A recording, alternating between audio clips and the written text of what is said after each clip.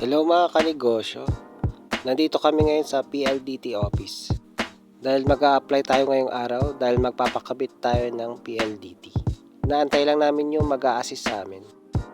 Ang kukunin pala naming plan ay yung 1399. Meron na yung internet, landline at saka cable. Ang cable niya ay signal cable. Kumuha rin ako ng brochure at chinek ko yung ibang plan nila.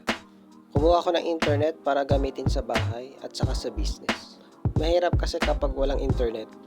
Kailangan kasi namin ito. Lalo na pag sasagot kami ng mga inquiries sa chat. Kailangan namin ng internet.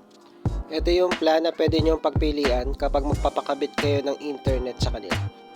Unlimited internet na yan. Tapos yung Mbps depende sa plan na kukunin nyo. Merong 1299, 1399, 1699, 1799, 2099 at 2699. Pili na lang kayo ng swak at bagay na plan para sa inyo. At wala pang isang linggo ay nakabitan na kami ng internet.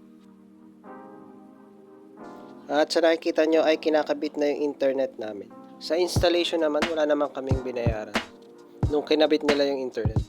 At napakabilis lang nila ito ay kinabit. Ito yung mga kasama sa plan namin. Modem, telephone, at saka signal box.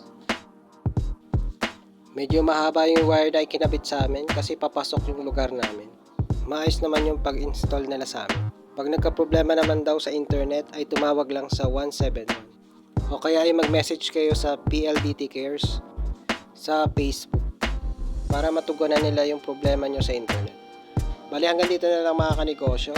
Pa-like, subscribe at hit mo na rin ang notification bell para updated ka palagi sa mga video na i-upload ko. Thank you!